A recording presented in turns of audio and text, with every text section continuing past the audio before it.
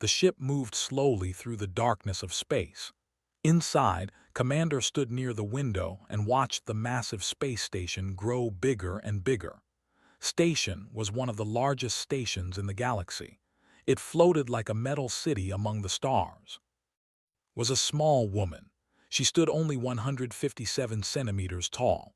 Her black hair was tied back in a neat bun, and her uniform was perfectly clean and pressed. She looked young for her 31 years. People often mistook her for someone much younger. This had always been a problem for her. People did not take her seriously when they first met her, but had learned long ago that first impressions could change very quickly. Lieutenant walked up beside her. He was tall and broad, with the build of a soldier who spent many hours training.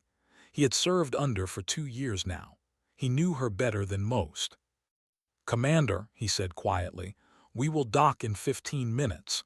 The delegation is already waiting."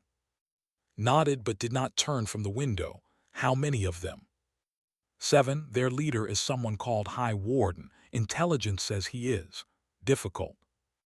"Difficult," allowed herself a small smile. "That is a polite word for what I have heard about him." Shifted his weight. "The reports say he does not respect humans. He thinks we are weak. He has said many things about our species in the past. None of them were kind." "Then we will have to change his mind." The docking process was smooth.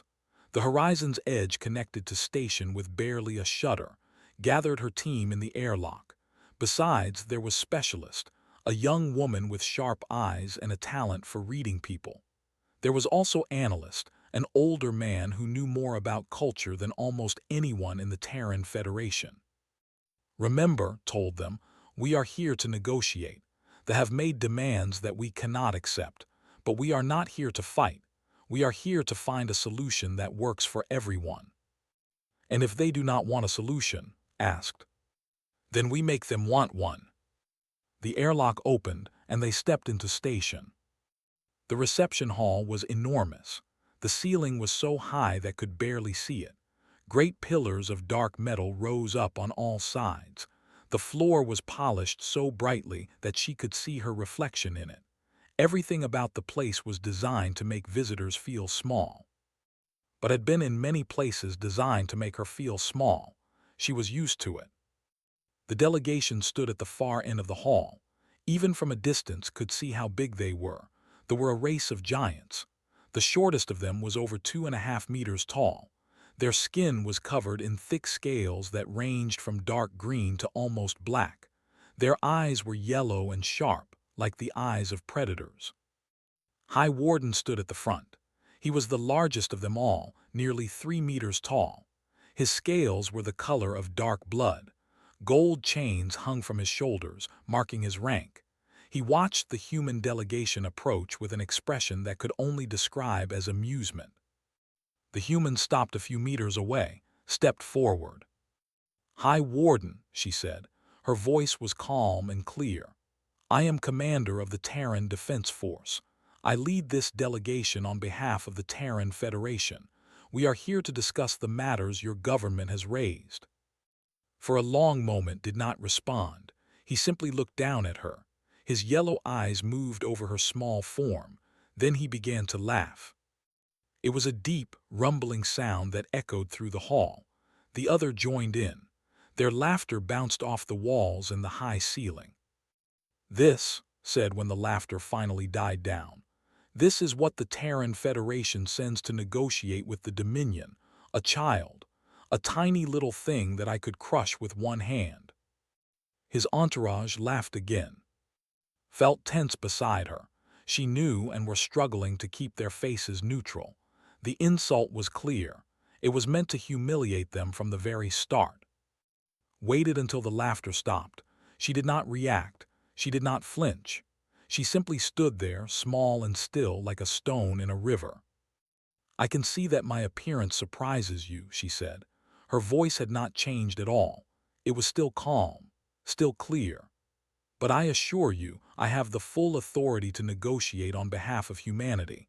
I have been given this responsibility by the Terran Federation Council. If you have concerns about my qualifications, I would be happy to provide my service record.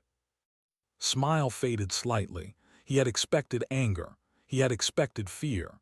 He had not expected this quiet, unshakable calm. Your service record, he said. What service could a creature like you have performed?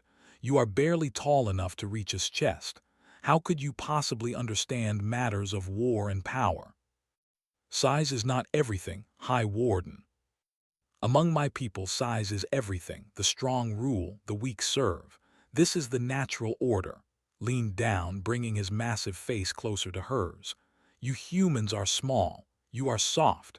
You have no claws, no scales, no natural weapons. You are prey animals pretending to be predators. Met his gaze without looking away. She was not afraid. She had faced things far more terrifying than a large alien with a loud voice. Perhaps, she said, you should judge predators by what they do, not by how they look. Something flickered in his eyes. It was not quite respect, but it was something close to curiosity. We shall see, he said, straightening up. We shall see what you humans can do. He gestured toward a doorway at the side of the hall. The negotiation chamber is prepared. Let us begin. As the delegation turned to leave, leaned close to. That was intense, he whispered. Are you all right, Commander? Began walking forward, following the. I have been underestimated my entire life, Lieutenant. It used to bother me. Now I find it useful. Useful. Yes. A small smile crossed her face. People who underestimate you are always surprised when you exceed their expectations, and surprised enemies make mistakes. They entered the negotiation chamber. The real work was about to begin, and High Warden had no idea what kind of person he was dealing with. He would learn, they always did. The negotiation chamber was cold, the preferred low temperatures, so the station had adjusted the climate to suit them. Could see her breath forming small clouds in the air. She ignored the discomfort. She had endured far worse than a cold room. 3 days had passed since their arrival. 3 days of sitting across from High Warden and his delegation. 3 days of arguments, demands, and barely hidden insults. The wanted 5 human colony worlds in the Rim sector. They said these worlds were in disputed territory. They claimed that ancient exploration vessels had visited these systems long before humans arrived. Therefore, they said, the worlds belonged to the Dominion. It was nonsense, of course. The human colonies on those worlds had existed for over 100 years. Nearly 2 million people called those planets home. Farms, cities, schools, hospitals, generations of work and life. They did not care about any of that. Our claim is clear, said on the 3rd day. He sat in a massive chair that had been specially built to hold his weight. These systems belong to us by right of first discovery. Your colonists are trespassers. They must leave. Sat across from him. Her chair was normal-sized, which made her look even smaller compared to the. She did not let this bother her. High Warden, she said, the records you have provided do not prove first discovery. They show only that ships passed through those systems. They did not land. They did not establish any presence. Under galactic law, passage does not equal ownership. Galactic law made a sound of disgust. Laws written by weak species to protect themselves from the strong. Laws that the Dominion has agreed to follow. Your government signed the accords 30 years ago. Those accords clearly state. I know what they state, slammed his fist on the table. The impact shook the entire surface. Glasses of water trembled and spilled. I do not need a tiny human to read laws to me like I am a child. Did not react to the outburst. She simply waited until the echoes faded. Then you know, she continued, that your claims have no legal basis. The human colonies in the Rim sector are legal. They are recognized by every major power in this region of space. The Dominion cannot simply demand that we abandon them. His yellow eyes narrowed. For a moment, thought he might actually attack her. The tension in the room was thick enough to cut with a knife. His hand moved slightly toward his sidearm. The other humans held their breath, then leaned back in his chair. A cruel smile spread across his face. "Perhaps," he said slowly, "we are approaching this the wrong way. Let me speak plainly, Commander. The Dominion is powerful. We have fleets that could crush your colonies in days. We have warriors that could tear your soldiers apart with their bare hands. We are offering you a chance to avoid destruction. You should be grateful." "Is that a threat, High Warden?" "It is a fact. We are giving you a choice. Give us what we want or we will take it, and we will not be gentle when we do." Looked at him for a long moment. Then she did something that surprised everyone in the room. She smiled. "High Warden," she said, "do you know why the Terran Federation sent me to lead this delegation?" "Because they have no one better," laughed at his own joke. His delegation joined in. "No, they sent me because I understand war. I have seen it. I have fought in it. I have survived things that would break most people." His voice remained calm, but something in it had changed. There was steel underneath the softness now. "And I know something that you seem to have forgotten." "What is that?" "War is expensive, not just in money or resources, but in lives. You speak of crushing our colonies, but you do not mention what it would cost you. How many ships would we destroy before you reached those planets? How many of your warriors would die fighting our soldiers on the ground? How many years would the conflict last?" Smile faded slightly. He had not expected this response. "We are not afraid of sacrifice," he said. "Perhaps not, but your people are already stretched thin. Your war with the Confederacy 3 years ago cost you dearly. Your fleet is still recovering. Your economy is struggling. Can you really afford another long and bloody war?" The room went silent, had touched a nerve. The war with the had been devastating for the. They had won, but the victory had come at a terrible price. Stood up so fast that his chair fell over behind him. He towered over the table, over everyone in the room. "You dare speak of our sacrifices?" His voice was like thunder. "You know nothing of sacrifice. You are a small, weak creature from a small, weak species. You have never faced true hardship. You have never stood against something that could destroy you utterly."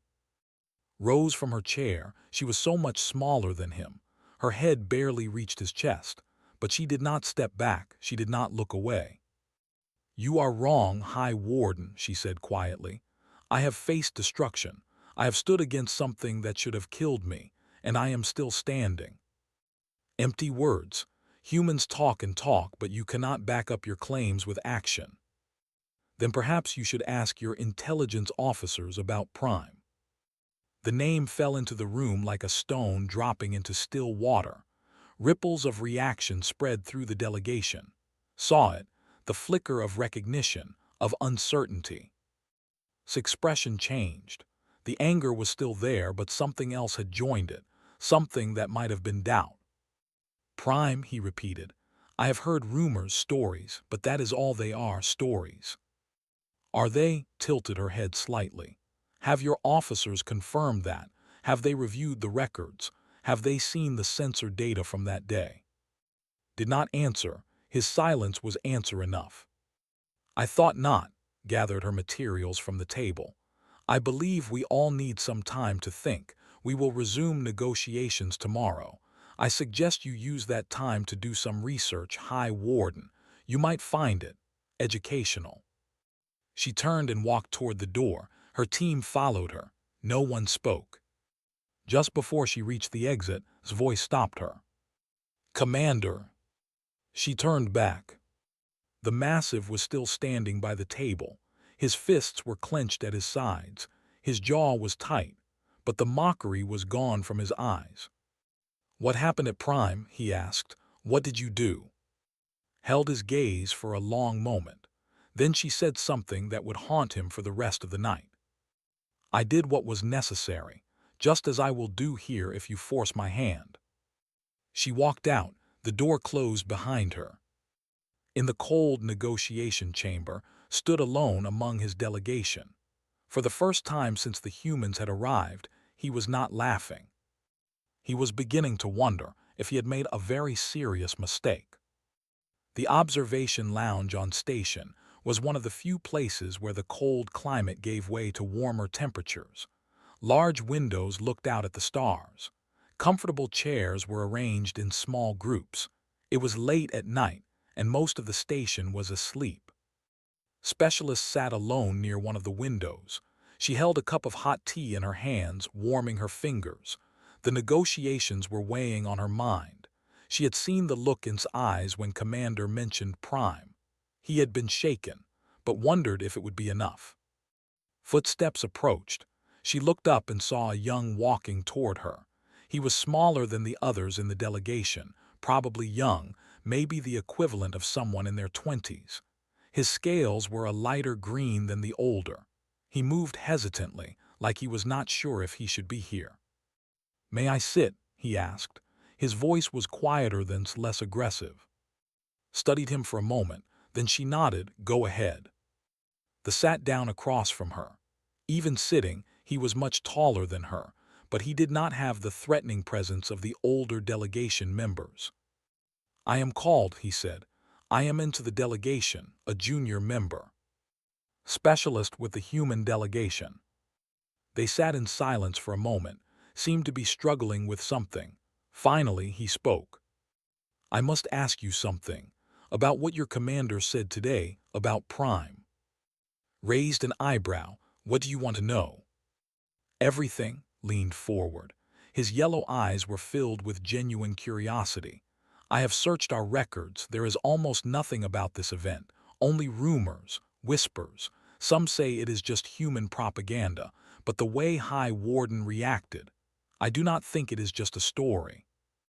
Took a sip of her tea. She considered the young carefully. He seemed sincere. More importantly, he seemed open to learning. That was rare among his kind. "It is not propaganda," she said finally. "It happened. I know because I was there." His eyes widened. "You were there?" "Not at the battle itself. I was on the evacuation ships, but I saw the recordings afterward. Everyone in the Terran Defense Force has seen them." Set down her cup. "Do you really want to know? It is not a pleasant story." "I want to understand, please." Nodded slowly, then she began to speak.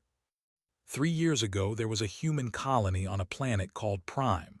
It was a small world, mostly farmers and miners. About 16,000 people lived there. Families, children, old people, just ordinary folk trying to build a life. Listened intently. He did not interrupt. One day, something woke up in the mountains. Something that had been sleeping for thousands of years. We later learned it was left behind by a civilization that died long before any of our species existed. They called it a Titan-class autonomous weapons platform. We just called it the Titan. "I have heard of these things," said quietly. "Ancient war machines, nightmares from the past." "Yes, nightmares is a good word for them." His voice grew softer. "This one was 40 meters tall, covered in armor that could resist orbital bombardment. It had weapons that could level a city in minutes, and it was moving toward the colony's population center." 40 meters, shook his head in disbelief. How could anything fight something like that? "Most things cannot. The Planetary Defense Force tried to stop it.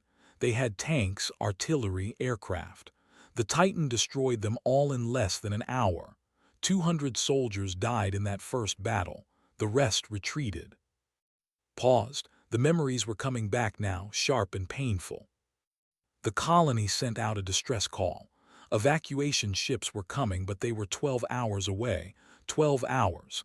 And the Titan would reach the population center in 8. There was no escape, no help. Everyone knew they were going to die. "But they did not die," said. "The colony survived. I found that much in the records." "Yes, they survived because of one person." Looked directly at the young commander. She was a sergeant back then, 23 years old, small like she is now. She had been stationed at the colony for a training exercise. Just bad luck that she was there when the Titan woke up. "What did she do?" "She walked out to meet it. Alone. On foot.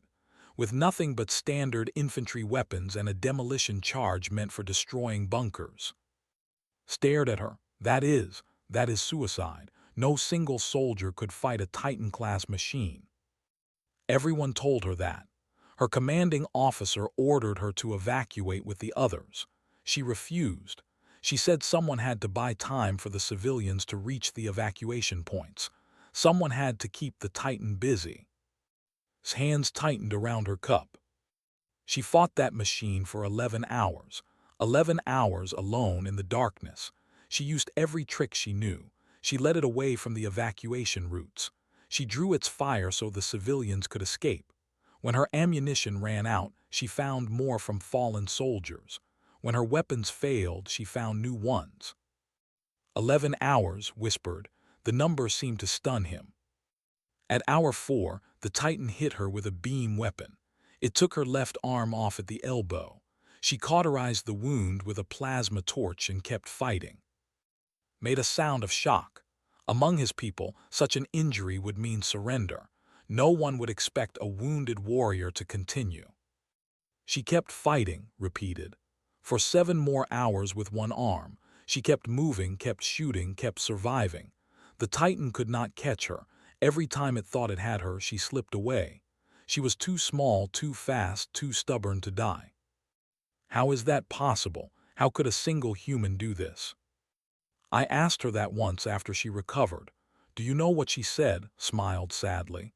She said that dying was easy, giving up was easy, but 16,000 people needed her to keep going, so she kept going. It was as simple as that. Was silent for a long moment. When he spoke again, his voice was barely a whisper. How did it end? When the last evacuation ship was safely away, did something crazy. She climbed up the Titan's leg while it was trying to shoot her.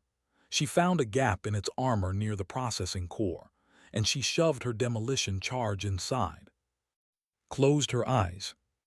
The explosion destroyed the machine's brain. The Titan fell, 40 meters of ancient metal crashing into the ground. When the rescue teams came back 3 days later, they found her in the wreckage, buried under debris, barely alive, still holding her weapon. The observation lounge was completely silent. Outside the windows, the stars continued their eternal dance, indifferent to the stories of mortal beings. Sat back in his chair. His scales had gone pale. His hands were trembling slightly. I did not know, he said. We did not know. High Warden, he mocked her. He called her weak. He said she was nothing. He did not know what he was looking at, replied. Most people do not. They see a small woman and they think she cannot be dangerous. They think size equals strength. Among my people it does. Then your people have a lot to learn about humans. Finished her tea. Size means nothing. Will is everything. Commander taught me that. She teaches everyone who serves with her. Stood up slowly. He seemed shaken, like someone who had just learned that everything they believed was wrong. I need to think about this, he said. Thank you for telling me. I will not forget. He walked away, disappearing into the station's corridors. Watched him go. Then she turned back to the window and looked at the stars. Tomorrow, the negotiations would continue, and she had a feeling that things were about to change. By morning, everything had changed. Had not slept. He had spent the entire night thinking about what had told him. The story seemed impossible. A single human fighting a Titan-class war machine for 11 hours, losing an arm and continuing to fight. It went against everything he had been taught about the universe. But he believed it. Something in his voice, something in her eyes, had told him it was true. He had to share what he had learned. He started with the other junior members of the delegation, young like himself, who had not yet hardened into the rigid thinking of their elders. He told them the story exactly as had told it to him. They did not believe him at first. They laughed just as had laughed at Commander, but was persistent. He described every detail, the 11 hours, the lost arm, the final climb up the Titan's leg. Slowly the laughter stopped. By breakfast, the story had spread to the senior members of the delegation. Whispered conversations filled the quarters. Eyes that had looked at the humans with contempt now held something different. Doubt, curiosity, maybe even a little fear. The story reached last. He was in his private quarters preparing for another day of negotiations. He had not slept well either. Commander's words kept echoing in his head. I did what was necessary. What did that mean? What had the tiny human done that made her so confident, so unafraid? His aide knocked on the door. High Warden, there is something you should know. Listened as the aide told him the story that was spreading through his delegation. At first, he dismissed it as human propaganda, but then the aide mentioned something that made him stop. The junior spoke with one of the humans directly. She claims to have been at Prime. She says there are recordings. Recordings, evidence. That was different from mere stories. Leave me, commanded. I need to think. Alone in his quarters, accessed the Dominion's intelligence network. He searched for everything related to Prime. The files were sparse. The Dominion had not paid much attention to a small human colony, but there was something. References to an incident, mentions of an autonomous weapons platform. A note that the Terran Defense Force had classified most of the information. But there was one thing the intelligence service had obtained. A fragment of sensor data from the emergency broadcast satellites that had orbited Prime during the incident. Downloaded the file. He hesitated for a moment. Did he really want to know? Would it change anything? Yes, he decided. He needed to understand what he was dealing with. He played the recording. The footage was grainy, captured by satellites that were designed for communication, not surveillance, but it was clear enough. He saw the Titan. Even on the small screen, it was terrifying. A mountain of ancient metal, bristling with weapons, moving with deadly purpose toward the distant lights of the colony. And then he saw her. A tiny figure, barely visible against the massive landscape, running, firing, drawing the Titan's attention away from the evacuation routes. Watched for 5 minutes, then 10, then an hour. He could not look away. He watched the tiny figure dodge beam weapons that could vaporize tanks. He watched her disappear into rocky terrain, only to appear again from a different angle, firing at the machine's sensors. He watched her lead the Titan in circles, always staying just out of reach. At the 4-hour mark, he saw the hit, a flash of light, the figure falling. For a moment, he thought it was over. But then the figure got up. One arm hung useless at her side, but she got up. She found another weapon, and she kept fighting. His hands began to shake. He watched the final hours. He watched her climb the Titan's leg while it fired at her. He watched her disappear into the machine's body. He watched the explosion that killed it. When the recording ended, sat in silence for a long time. He had commanded armies. He had fought in wars. He had seen bravery and courage in battle, but he had never seen anything like this. This was not just courage. This was something beyond what he had words for. This was a spirit that refused to break, no matter what the universe threw at it. And he had mocked her. He had called her weak. He had laughed at her size and dismissed her as nothing. Closed the file. He stood up and walked to the window of his quarters. Outside, the stars shone cold and distant. For the first time in many years, High Warden felt ashamed. Later that day, the delegation gathered in a private room. No humans were present. Stood at the front, his massive form casting shadows across the walls. I have seen the recordings from Prime, he said. His voice was quieter than usual. The story is true. Silence filled the room. The human we have been mocking, Commander, she stood alone against a Titan-class war machine for 11 hours. She lost an arm and continued fighting. She saved 16,000 lives. The younger exchanged glances. The older one stared at the floor. We have been fools, continued. We judge the humans by their size. We assume that because they are small, they are weak. This was a mistake. One of the senior delegates spoke up. But High Warden, surely one soldier does not represent an entire species. Does she not? Cut him off. She is a commander in their military. She was sent here to negotiate with us. They chose her specifically for this task. What does that tell you about what humans value? What does it tell you about how they measure strength? No one answered. Began to pace. I have fought many enemies in my life. I know what it means to face death, but I have never faced something like a Titan alone. I do not know if I could have done what she did. I do not know if any of us could. He stopped packing and faced his delegation. We came here to take human worlds through threats and intimidation. We assumed they would be afraid of us. We assumed wrong. They are not afraid, and now I understand why. What do we do now? High Warden asked quietly. Looked at the young. There was no mockery in his expression anymore, only respect. We do what we should have done from the beginning, said. We treat them as equals. We negotiate in good faith. We stop pretending that size makes us superior. He walked toward the door, then paused. Tomorrow, I will face Commander across the negotiation table again, and this time I will see her clearly, not as a small creature to be dismissed, but as a warrior who has earned respect through actions, not size.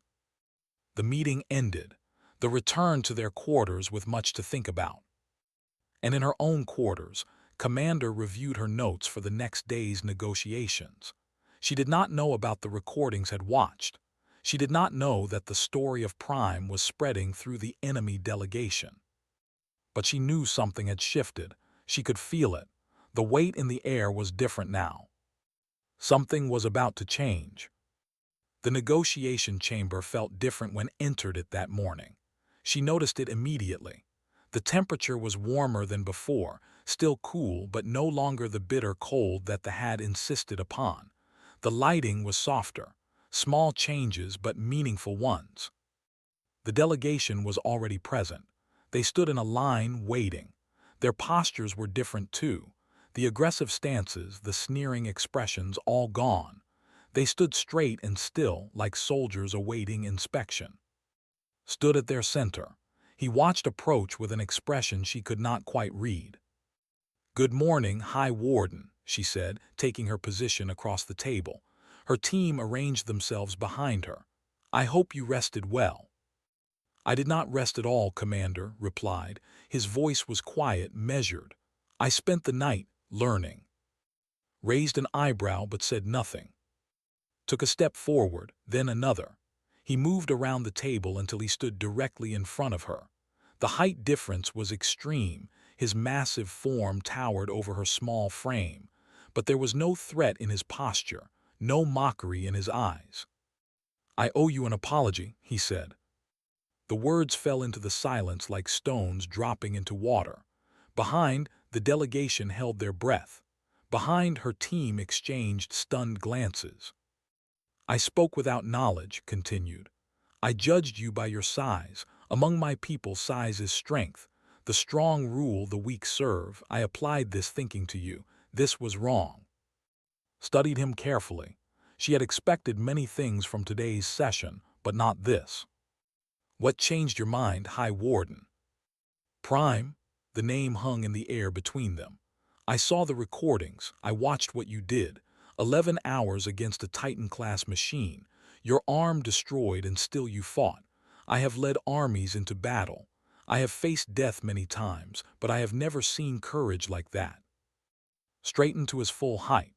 Then, slowly, deliberately, he performed a gesture that made his entire delegation gasp. He crossed his arms over his chest, lowered his head, and bent one knee slightly forward. It was the salute of warriors' respect, a gesture reserved for the greatest heroes of their people. It had never, in recorded history, been offered to an outsider. You have earned this, said, not through size or strength of body, but through strength of will. I do not understand how a creature so small can contain so much fire, but I respect it. Was silent for a long moment. She felt the weight of the gesture, understood what it meant for someone like to humble himself this way. She also understood what it meant for the negotiations. "Thank you, High Warden," she said finally. "Your respect is appreciated, but I did not fight for respect. I fought because people needed me to fight. That is all." Rose from his salute. "And that is exactly why you earned it. You did not seek glory. You sought only to protect others. This is the mark of a true warrior." He returned to his side of the table, but he did not sit in his massive chair. Instead, he remained standing, facing her as an equal. "Let us negotiate again," he said. "But this time, let us speak honestly. What do the humans truly want from these talks?" Allowed herself a small smile. "We want peace, genuine peace, not just the absence of war. We want our colonies to be safe. We want trade that benefits both our peoples. We want to build something instead of destroying something." And the territorial claims. They were never valid, you know this. But if the Dominion needs a way to withdraw from this position without losing face, we can find one. Perhaps joint research agreements, cultural exchanges, economic partnerships, ways to work together that benefit everyone. Considered this. The old would have rejected such ideas immediately. They sounded weak, soft, but the old had not watched a small human woman fight a god of war for 11 hours. "These are unusual suggestions," he said carefully. "The Dominion is not used to partnerships. We are used to conquest." "Conquest is expensive," replied. "You learned that in the war with the. How many more wars can your economy survive? How many more generations of your young people can you sacrifice for territory?" "You speak bluntly, Commander." "I speak truthfully. Is that not better than pleasant lies?" Was quiet for a moment. Then, surprisingly, he laughed. It was not the mocking laughter of their first meeting. It was genuine amusement. "You are a strange creature, Commander, so small, yet so direct. You say things that no one else dares to say to my face." Someone needed to say them. Yes, perhaps someone did. Finally sat down, gesturing for everyone else to do the same. "Very well. Let us discuss these partnerships of yours. I make no promises, but I will listen." The negotiations continued for 3 more days, but they were different now. The threats and posturing were gone. In their place was genuine dialogue. Difficult conversations, yes.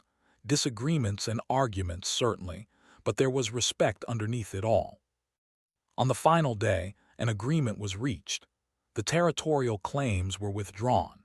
In exchange, the humans agreed to joint scientific expeditions to explore the ancient ruins scattered across the rim sector. Both species would work together to understand the civilizations that had come before them, including the civilization that had built the Titans. It was not a perfect agreement.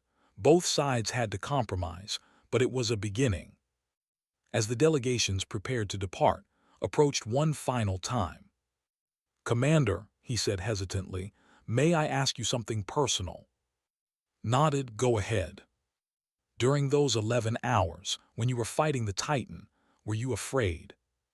The question hung in the air. His team watched her, waiting for her answer. Even, who was nearby, turned to listen. Was silent for a long moment. Her eyes grew distant, seeing something that was not in the room. A memory, perhaps. A nightmare that still visited her sometimes. "Every second," she admitted quietly. "I was terrified. The Titan was so big and I was so small. I knew I was probably going to die. I could feel it with every breath, every heartbeat." "Then how did you continue?" asked. "How did you fight through the fear?" Because fear was not the point.